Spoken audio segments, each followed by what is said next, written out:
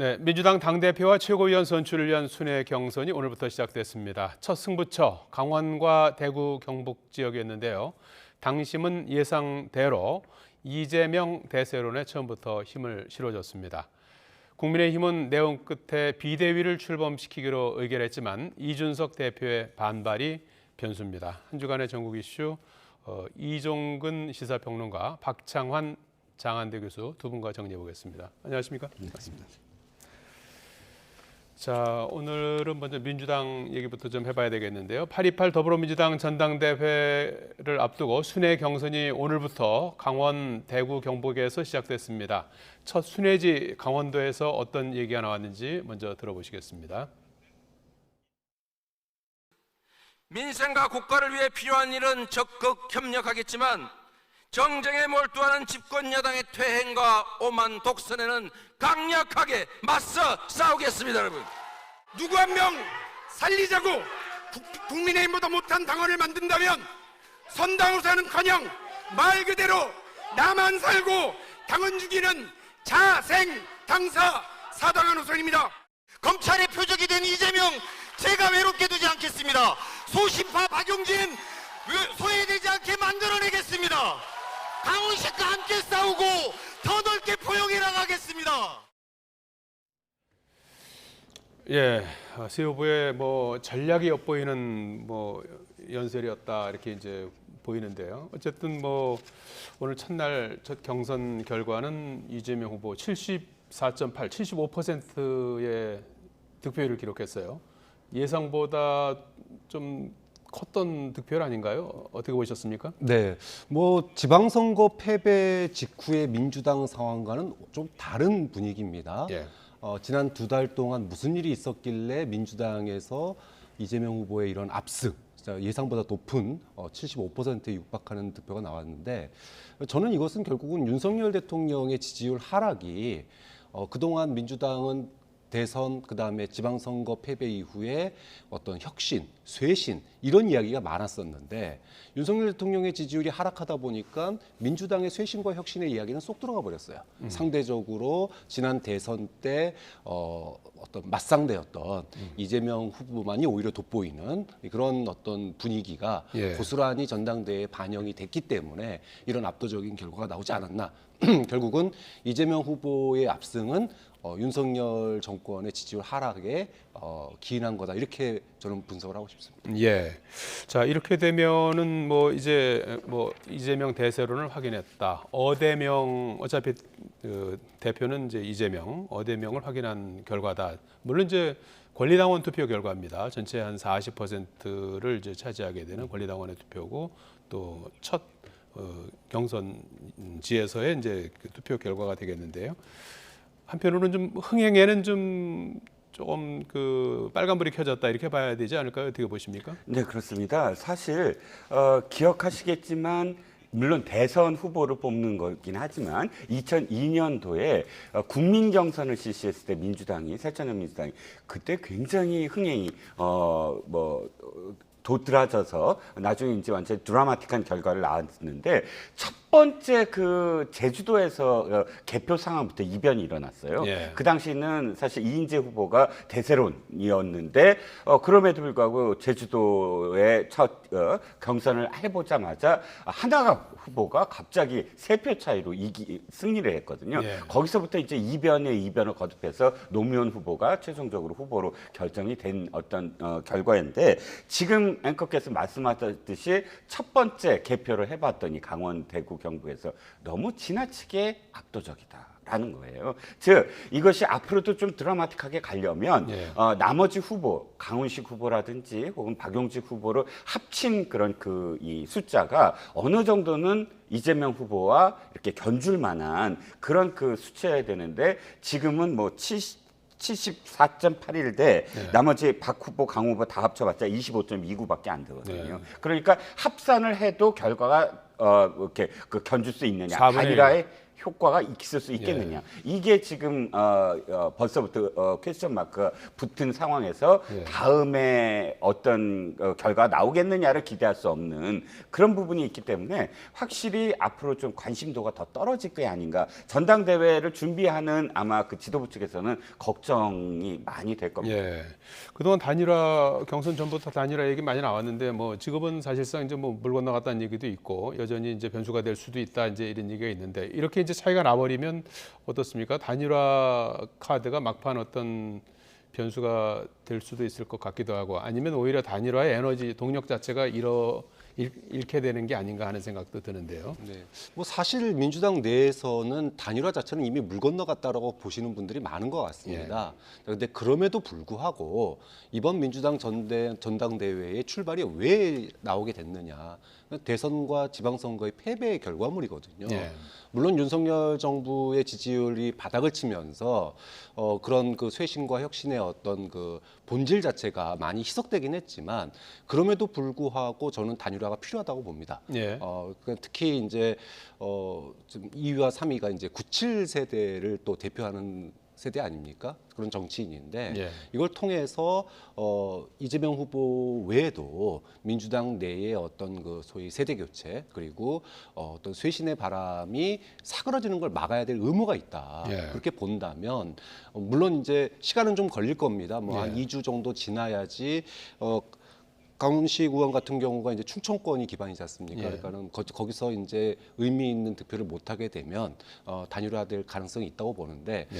그렇더라도 저는 단일화를 해서 쇄신과 변화의 그런 그 어떤 민주당 내의 노력들을 상징적으로 보여주고 그런 압력이 있어야지 이재명 후보도 대표가 된 다음에도 어떤 민주당의 쇄신과 변화의 어떤 그 모습에 관심을 기울일 수 있는 거거든요. 좀 그런 측면에서라도 저는 단일화는 흥행뿐만이 아니라 예.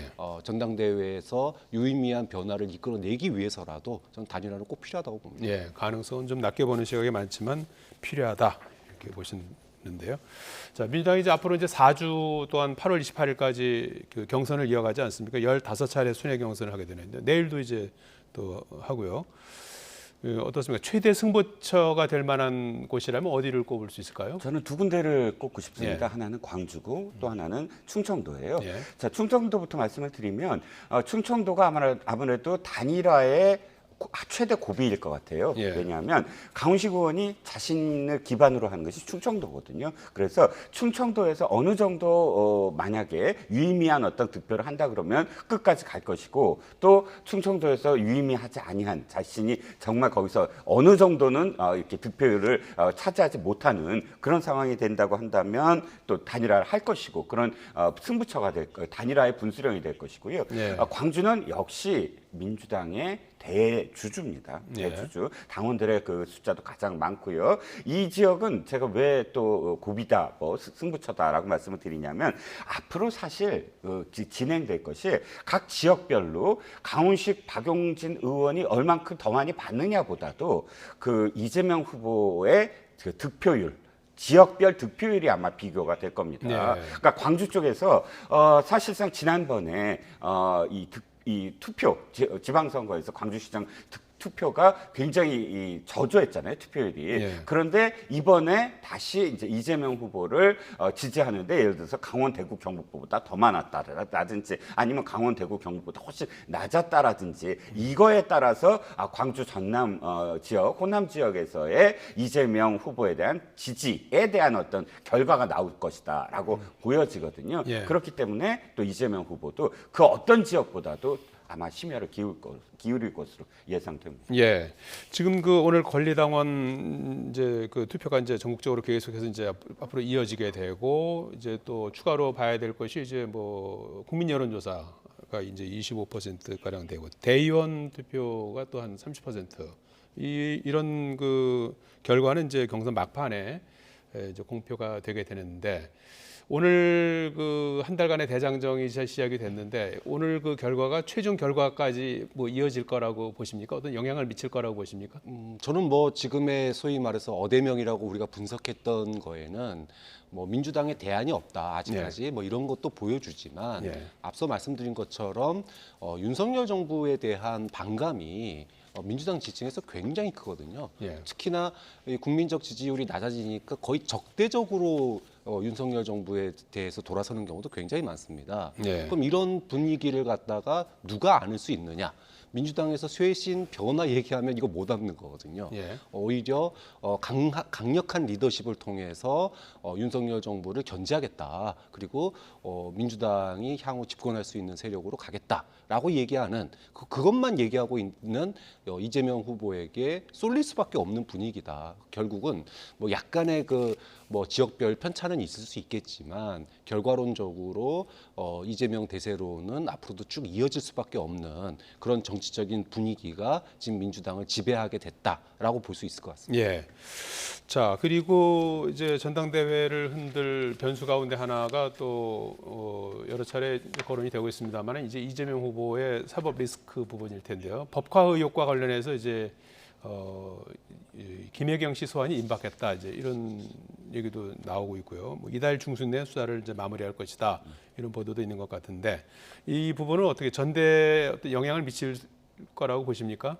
만약에 그 법화만이 아니라 대장동이라든지 백현동이라든지 또는 뭐 성남 FC라든지 이런 검찰 수사, 경찰 수사 중간 발표가 이어질 때 지금 국민들이 알지 못했던 또 다른 어떤 뭐 사실이라든지 혹은 증거들이 나오게 되면 분명히 이 영향은 좀 미치리라고 봅니다. 그런데 그 영향은 아무래도 지금 전당대회 내에 여러 득표 과정들 속에서 국민 여론조사에는 영향을 미칠 거예요. 분명하게. 그런데 문제는 거꾸로 이렇게 계속 그 의혹이 제기되고 수사 결과가 발표될 때마다 권리당원이 지금 40%거든요. 전체적으로 득표에서 권리당원은 더 많이 결집할 가능성이 크거든요. 그러니까 전당대회 영향은 무조건 한쪽으로만 쏠리지 않을 거다. 동시에 지지층의 결집과 또는 국민들의 어떤 뭐랄까요 반대의 어떤 목소리, 그래서 둘 다 상쇄되는 어떤 상황이 되지 않을까. 그러니까 일방적인 어떤 영향은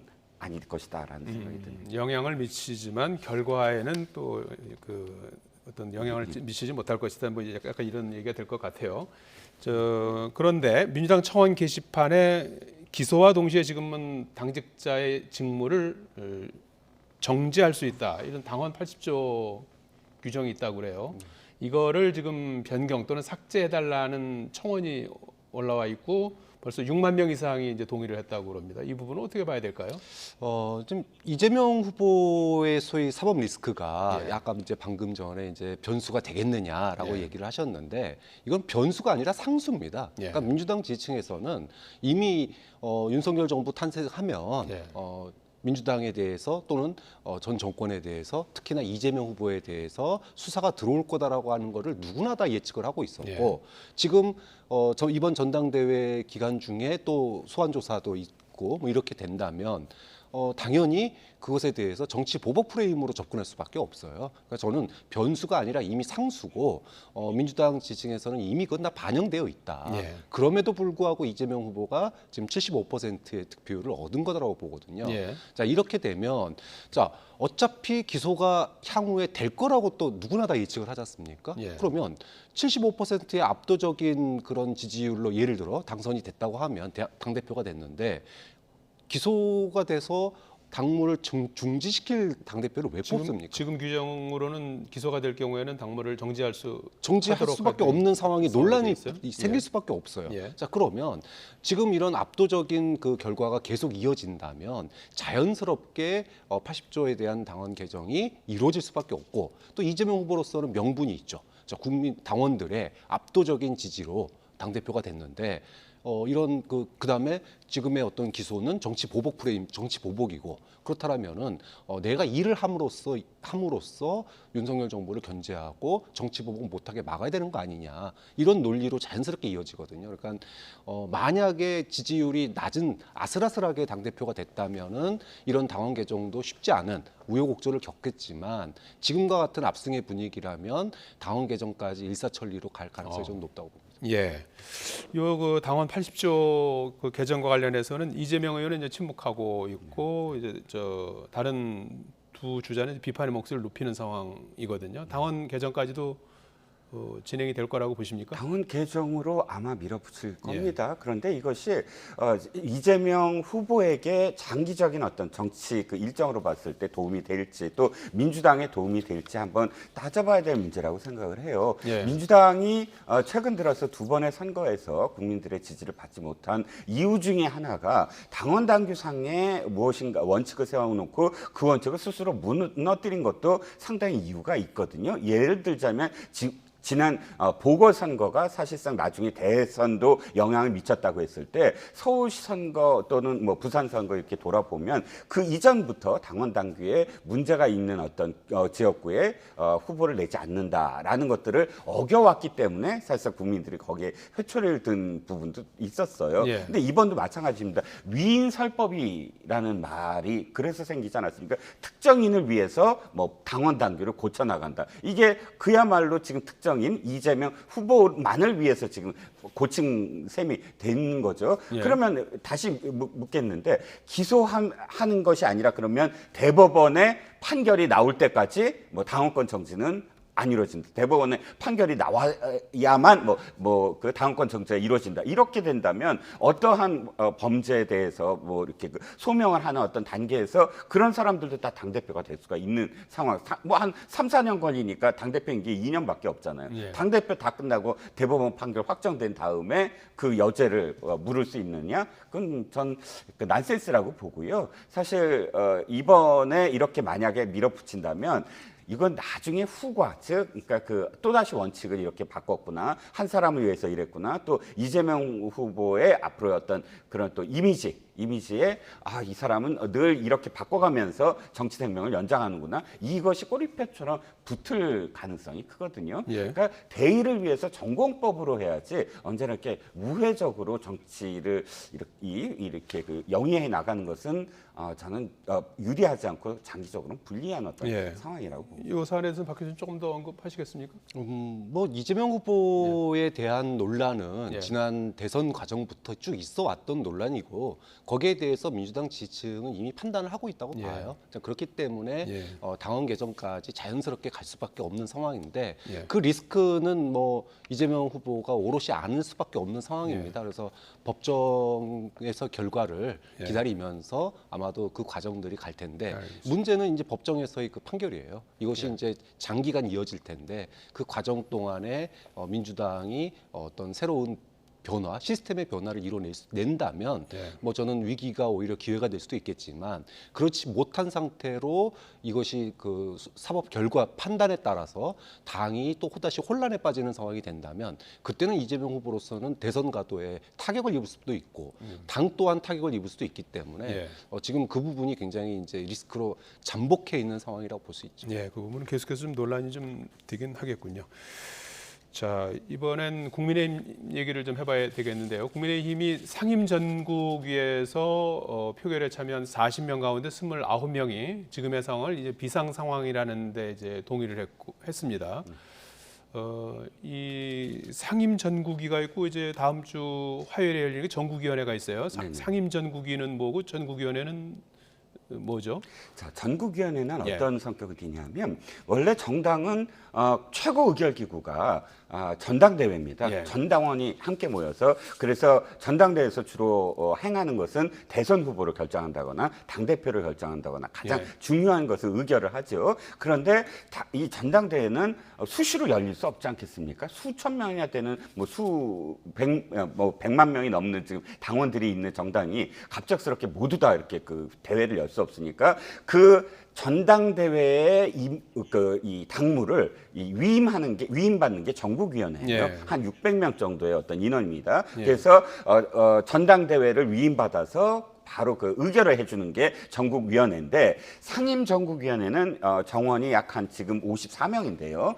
이 54명으로 소집을 해서 전국위원회에 상정할 안건을 예. 결정하는 겁니다. 예. 이번에 안건을 결정한 게 두 가지죠. 예. 비상 상황이니까 비대위로 전환한다라는 안건. 예, 지금 화면에 나오고 있습니다. 지금 제적위 인원은 54명으로 돼 있죠. 참석 인원이 40명인데. 예, 참석 인원이 40명입니다. 예, 예. 제적 인원은 54명이고요. 예. 54명 중에 40명이 참석해서 예. 29명이 이번 상황이 비상 상황이다라고 지금 유권 해석을 내렸고요. 예. 두 번째 중요한 게 비대위원장의 임명을 지금까지 당원상에서는 이렇게 돼 있어요. 대표 또는 권한대행.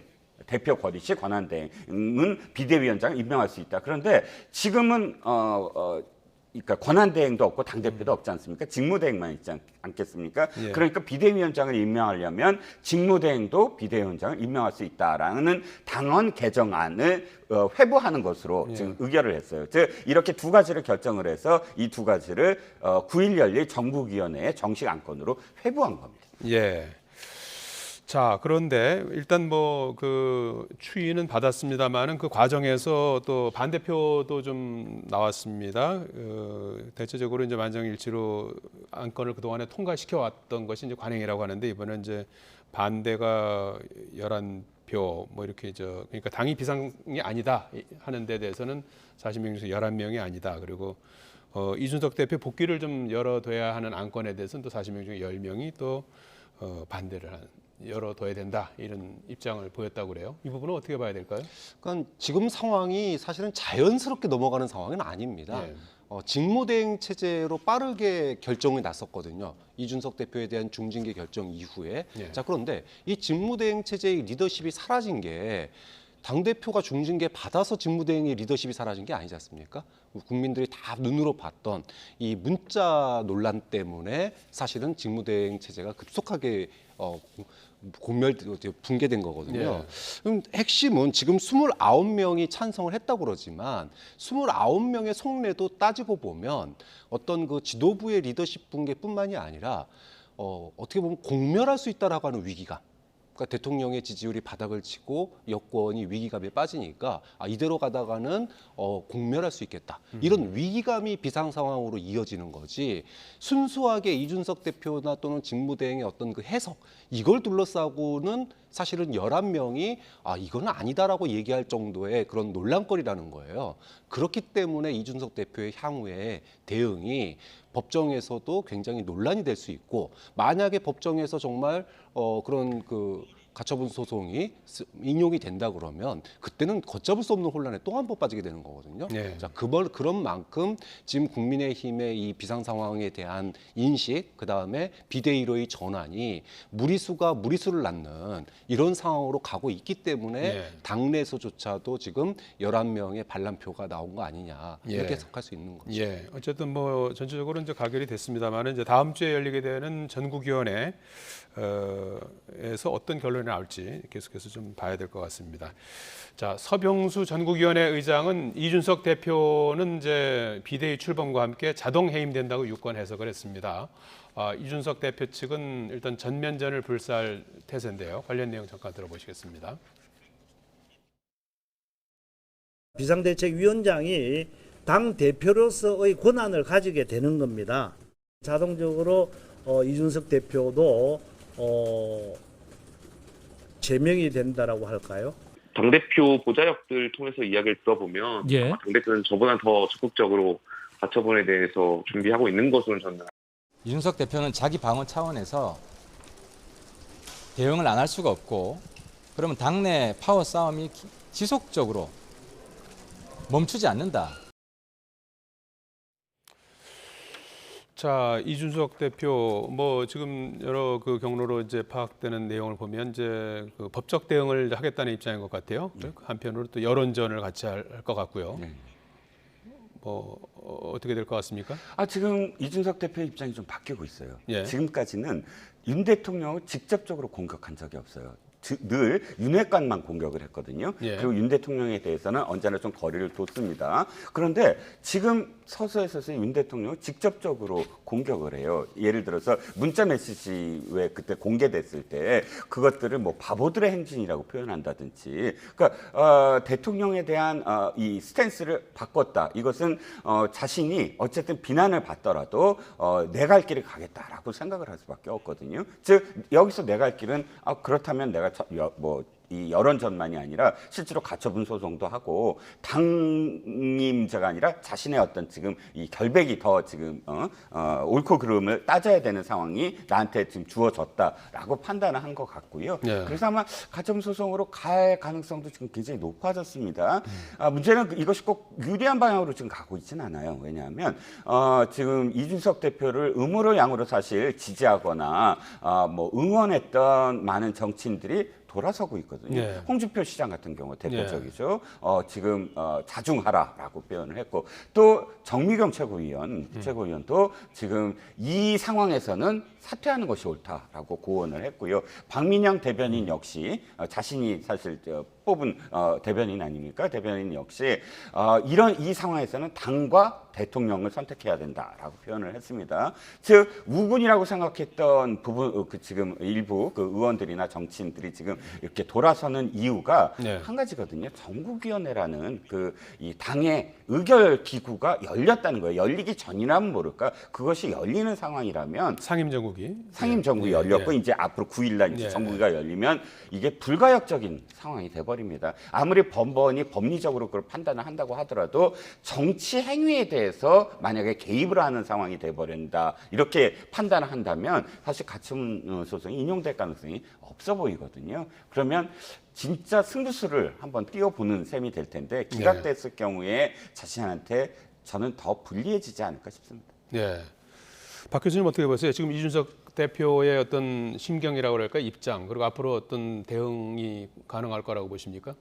사실은 뭐 아무리 자신에게 징계가 내려졌다 손 치더라도 여당의 당대표가 이제 갓 뭐 대통령으로 임무를 시작한 대통령을 공개적으로 겨냥해서 뭔가 그 비판적인 메시지를 내놓는다? 예. 이거 쉽지 않은 일이거든요. 예. 근데 이제 그런 메시지가 나왔다라고 하는 것 자체는 더 이상 이제 소위 윤핵관과 이준석 대표는 같이 갈 수 없다라고 하는 거를 이미 이제 드러났다. 그렇게 놓고 보면 결국은 마이웨이 네. 자신의 길을 걷기 시작한 거고 결국 이 싸움을 진흙탕 싸움으로까지 끌고 가겠다라는 거예요. 예. 그걸 통해서 자신의 결백을 갖다 입증하고 정치적으로 여당 내의 야당으로 남겠다. 여권 내의 야권으로 남겠다. 이거를 이제 승부수를 던진 거거든요. 예.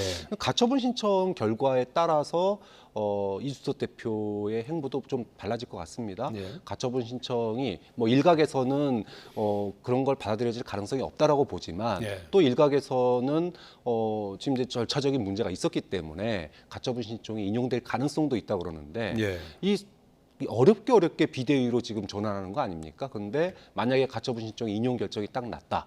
그러면은 정말 말 그대로 여권은 대혼란에 빠지게 됩니다. 치명상을 입겠죠. 그렇죠. 예. 자, 그렇게 되면 이준석 대표도 물론 상처를 입겠지만 그 책임이 누구에게 돌아갈까?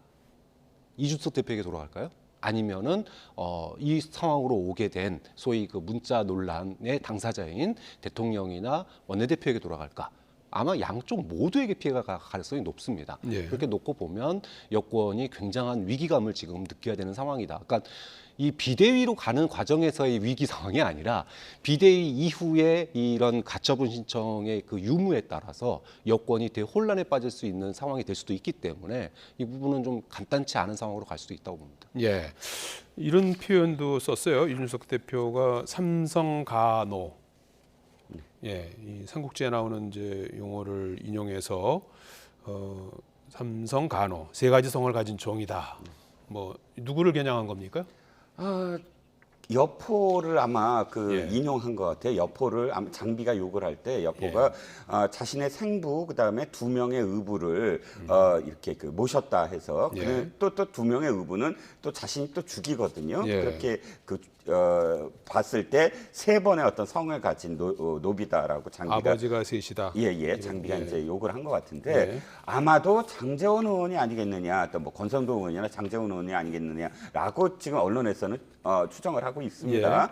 이유인즉슨 뭐 장제원 의원이 유승민 후보를 대통령 후보로 냈던 바른미래당에 갔다가 또 홍준표 대표가 있을 당시 자유한국당으로 돌아오는 과정에서 또 홍준표 대표를 옹이했던 그런 그 경력. 지금은 또 윤석열 대통령의 가장 네. 측근으로 불린다 해서 세 사람의 주군을 지금 모시는 그런 사람이다라고 이제 지칭을 한 것 같습니다. 네. 그런데 한 말씀만 더 드리면, 근데 이준석 대표가 삼국지 참 좋아하는 것 같긴 해요. 그러니까 삼국지를 자주 인용을 합니다만 역사를 되돌려 봤을 때 집권 여당 대표가 대통령을 정면으로 반박을 해서 성공한 사례는 없다. 가장 그 예를 들 수 있는 게 정동영 당시 열린우리당 의장이 노무현 대통령이 지지율이 떨어지니까 청와대에 가서 뭐 열린우리당과 뭐 이렇게 그 거리를 둬라라고 아주 목소리를 좀 높였습니다. 예. 그때 이병환 대통령 비서실장이 바로 언론에 살모사 정치를 한다. 그러니까 어머니를 죽이는 그런 그 뱀처럼 살모사 정치를 한다 그러고 그 대통령 비서실장이 집권 여당 대표를 공격하는 그런 사례가 있었습니다. 예. 결과적으로는 어떻게 됐죠? 뭐 교수님 말씀처럼 대통령의 지지율은 더 떨어지게 됐지만 열린우리당 의장이었던 정동영 후보도 나중에 500만 표 차이로 사실상 이명박 후보한테 지지 않았습니까? 예. 이 말씀을 왜 드리냐면 어쨌든 자신이 아무리 지금 억울하고 자신이 아무리 지금 답답하더라도 그러나 대통령이나 지금의 집권한 국정 운영을 담당해야 될 이 여당을 흔들어서는 안 된다. 그게 예. 선행돼야 된다라는 국민들의 시선을 의식해야 되지 않을까 싶습니다. 예. 정치의 금도가 어느 정도 수준인지를 좀 한번 생각해 보게 하는 그런 대목인 것 같아요. 서로가. 예. 자, 지금 뭐 정치인 이준석의 미래는 어떻게 될 것인가 이런 얘기도 많이 나오는 것 같고 일각에서는 또 신당 창당까지 분당 후 창당 얘기까지 나오는 상황인데 가능성은 어떻게 보십니까? 그래서 아직은 좀 먼 얘기죠. 예. 가처분 신청이 인용되고 예. 그런 정치적인 혼란 상황이 이어진다면 예. 아마 어느 쪽에서든 창당 얘기가 나올 수밖에 없습니다. 그러니까 이준석 대표 측에서도 나올 수 있고 또는 거꾸로 당권을 결국은 법원의 판단에 의해서 이준석 대표가 다시 가져간다면 예. 오히려 그 친윤 세력 쪽에서 저는 신당을 만들 수도 있다. 그렇기 때문에 어느 정도로 소위 진흙탕 싸움이 이어지느냐에 따라서 오히려 창당의 주체가 바뀔 수도 있는 그런 정도의 혼란으로 갈 수도 있다고 봐요. 예. 자, 그래서 지금 나오는 게 이준석 대표에게 퇴로를 열어줘야 된다. 그러니까 비대위원장이 누가 될지는 모르겠지만 되면은 이준석 대표를 아우르고 좀 다독이고 뭔가를 좀 정치적인 미래를 당과 함께할 수 있는 즉. 정권의 성공을 위해서 지금 이런 노력들을 하는 거 아닙니까? 예. 그렇다면 정권의 성공이 되기 위한 최선의 방법이 뭔지를 찾아내는 게 비대위 역할이어야 돼요. 그럼 그 중에는 단순하게 뭐 전당대회를 꾸리는 차원인 문제뿐만이 아니라 이준석 대표와의 갈등 문제를 좀 완화시키거나 또는 좀 소위 허심탄회한 그런 어떤 분위기를 만들어서 갈등을 좀 축소시키는 이런 역할도 비대위가 해야 되지 않느냐 이런 이제 언론의 지적들도 많거든요. 예. 이제 그렇게 놓고 본다면 비대위의 역할, 비대위원장의 역할이 단순한 전대 준비로 끝나서는 안 된다라고 하는 게 제 기본적인 생각입니다. 예. 퇴로를 열어줘야 한다는 생각에 대해서는 어떻게 보십니까? 그런데 그것은 이미 늦었다. 그러니까 시기적으로는 그 말씀은 사실 윤리위 단계에서 어느 정도 그것이 반영되는 어떤 상황이 있어야 되고 또 윤리 이후에 그 상임 정국이 예. 상황 이전에 뭔가 양쪽에서 타협을 봤어야 됐고 또 전제가 되는 게 어찌됐든 이준석 대표가 선당 후사의 그 생각으로 사퇴를 했었으면 훨씬 더 이 문제가 더 순탄하게 풀릴 텐데 이준석 대표에게도 앞으로 정치적 자산으로 남을 텐데 강대강으로 감으로써 교수님이 말씀하셨던 그 퇴로는 이미 물 건너간 상황이 아닐까라는 예. 생각입니다. 자, 마지막으로 윤석열 대통령의 국정 지지율 잠시 좀 짚어보도록 하겠습니다. 윤 대통령의 지지율이 최저치를 경신하면서 20% 중반대로 조금 더 내려갔는데요. 역대 대통령 사례와 비교해 볼 때 어떻게 봐야 되는 겁니까? 지금의 상황이 이제 위기 징후는 좀 확실하다 이렇게 봐야 되는 겁니까? 심각한 위기죠. 예. 이제 취임하신 지 90일도 안 됐습니다. 자, 이런 상황에서 지지율이 일주일에 5%, 6%씩 뚝뚝 떨어지고 있습니다. 과거 이런 사례는 임기 말에나 보던 상황이거든요. 또 이게 임기 초반에 벌어지고 있다라고 하는 것은 굉장히 심각한 상황이에요. 근데 이 지지율 하락에 대해서 전조가 없었냐? 있었습니다. 뚝뚝 떨어지는 상황이 보였어요. 근데 떨어지는 이유를 보면 뭐 인사 논란 있잖아요. 밀어붙이기 인사. 근데 정책에서도 또 밀어붙입니다. 그게 경찰국 신설과 더불어서 그게 논란이 있었고 그걸로 지지율이 떨어졌어요. 그런데 만 5세 취약 연령 하향 조정 이 부분도 또 뒤늦게 소통하지 않고 그렇게 하다가 뒤늦게 소통 모양새를 만들었지만 국민들은 이미 다 알아버렸거든요. 예. 자, 그러다 보니까 전조가 있었음에도 불구하고 분명히 국민들은 경고를 했는데 그 경고를 무시하고 인사와 정책에서 계속 미를 붙이니까 지지율은 계속 떨어져요. 네. 만약에 윤석열 대통령이 휴가 끝나고 나서 의미 있는 인식 전환을 보여주지 못한다 그러면 저는 앞으로 또 일주일 뒤에 또 떨어질 수도 있다고 봐요. 예. 그만큼 심각한 상황인데 이 심각한 상황에 대한 여권의 반응 또는 네. 대응이 앞으로 어떻게 이제 잘 대응하느냐가 관건인데 글쎄요, 뭐 휴가 이후에 그런 그 쇄신의 모습이 국민들에게 예. 신뢰감을 줄 수 있을지는 지켜봐야 될 것 같습니다. 예.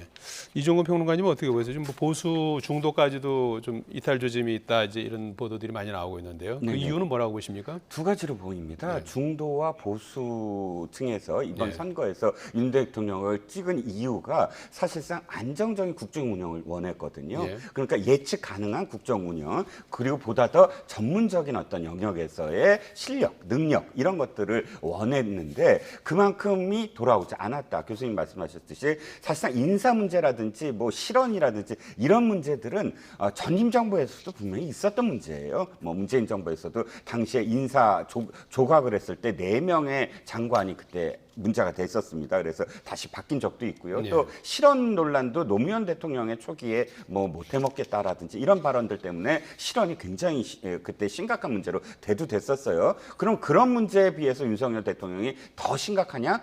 견주어 봤을 때 그 뭐 더 심각하다라고 보진 않고요. 저는 그보다 더 문제는 아젠다가 제대로 안 보인다. 즉 윤 대통령이 딱 브랜드로 될 수 있는 예를 들어서 뭐 소주성이라든지 747 줄푸세 역대 대통령이 자신의 브랜드로 뭐 공약으로든 아니면 나중에 실행하는 어떤 프로그램이든 이렇게 딱 보여야 되는데 예. 지금 이 정부가 TXT 정부다. EXE 정부가 아니다. 즉 TXT는 누르면 텍스트는 나오는데 그 텍스트는 실행이 아니잖아요. EXE 파일을 누르면 실행이 됩니다. 뭔가 뭐 프로그램이 바뀌거나 예. 운영이 되잖아요. 그런데 지금은 텍스트밖에 없다. 나열만 하고 있다. 예. 근데 정책 딱 내놓는 게 만 5세 그 취향 영역 하향 예. 또 굉장히 지금 비난을 받고 있죠. 그래서 다시 드리는 말씀은 앞으로 10일밖에 안 남았다는 거예요. 100일이 되면 전 언론이 100일 동안 뭐 했나 하고 성적표를 아마 다 100일 보도를 될 할 때까지 겁니다. 10일 남았습니까? 예. 100일까지 한 10여일 남았는데 예. 그 10여일 동안 진짜 정책을 제대로 펼쳐야 되고 또 주변 정리, 주변을 내가 이렇게 정리하겠다. 특별감찰관제 도입, 감찰관 분명히 3명 빨리 추천해달라. 이런 자기 주변 정리를 하고 알겠습니다. 정책을 이렇게 펼쳐야 된다라는 예. 생각입니다. 아젠다를 좀 세워줬으면 좋겠다 이런 주문을 해주셨어요. 예, 한 주간의 전국 이슈 살펴봤습니다. 지금까지 이종근 시사평론가 박창환 장한대 교수 두 분과 말씀 나눠봤습니다. 고맙습니다.